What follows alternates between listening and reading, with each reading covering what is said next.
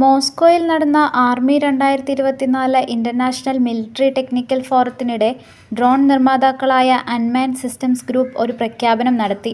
റഷ്യക്കകത്തുനിന്ന് മാത്രമല്ല പുറത്തുനിന്നും വലിയ തോതിൽ ഡ്രോണിനായി ആവശ്യം ഉയരുന്നുണ്ട്, പ്രത്യേകിച്ച് ബെലാറസിൽ നിന്നും പാകിസ്ഥാനിൽ നിന്നും. ഈ റഷ്യൻ കമ്പനിയുടെ പ്രഖ്യാപനം ഇന്ത്യയുടെ ആഭ്യന്തര സുരക്ഷയെ ബാധിക്കുന്ന ഒരു പ്രശ്നത്തിനുള്ള സൂചനയാണെന്നുള്ള വാർത്തകൾ പുറത്തുവരികയാണ്. അൺമാൻഡ് സിസ്റ്റംസ് ഗ്രൂപ്പിന്റെ സൂപ്പർകാം ഡ്രോണുകൾക്കാണ് ആവശ്യക്കാർ കൂടുതൽ.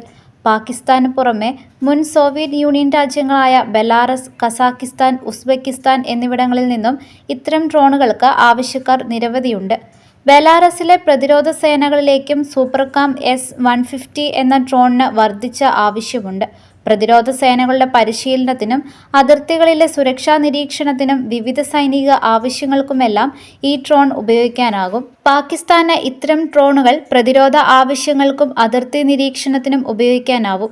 എന്നാൽ സ്വകാര്യ വ്യക്തികൾക്കും തീവ്രവാദ സംഘടനകൾക്കും ഇത്തരം ഡ്രോണുകൾ സ്വന്തമാക്കാനാവുമെന്നതാണ് പ്രശ്നം കൂടുതൽ രൂക്ഷമാക്കുന്നത്. പാകിസ്ഥാനിലേക്ക് ഡ്രോണുകൾ കൂടുതലായി വരുന്നു എന്നതിനർത്ഥം അതിർത്തി വഴി ആയുധങ്ങളും ലഹരി വസ്തുക്കളും ഇന്ത്യയിലെത്താനുള്ള സാധ്യത കൂടുന്നു എന്നതും കൂടിയാണ്. അടുത്തിടെ BSF സേനയും പഞ്ചാബ് പോലീസും സംയുക്തമായി നടത്തിയ തിരച്ചിലിൽ പഞ്ചാബിലെ താൻ തരൻ ജില്ലയിൽ നിന്നും ചൈനീസ് നിർമ്മിച്ച DJI Mavic 3 ഡ്രോണുകൾ ലഭിച്ചിരുന്നു.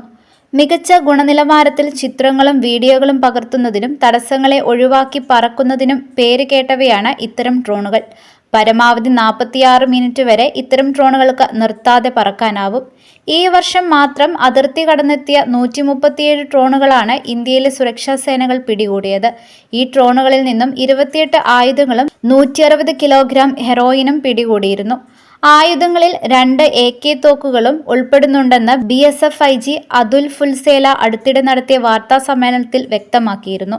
നേരത്തെ പാകിസ്ഥാനിൽ നിന്നുള്ള ഡ്രോണുകൾ 3 മുതൽ 4 കിലോഗ്രാം വരെ ഭാരവും വഹിച്ചാണ് അതിർത്തി കടന്ന് ഇന്ത്യയിലെത്തിയിരുന്നത്.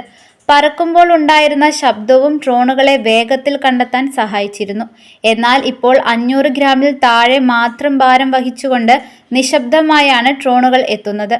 രാത്രിയിലും ഇവയ്ക്ക് സഞ്ചരിക്കാനാവുമെന്നത് സൈന്യത്തിന്റെ ജാഗ്രത കൂട്ടിയിട്ടുണ്ട്.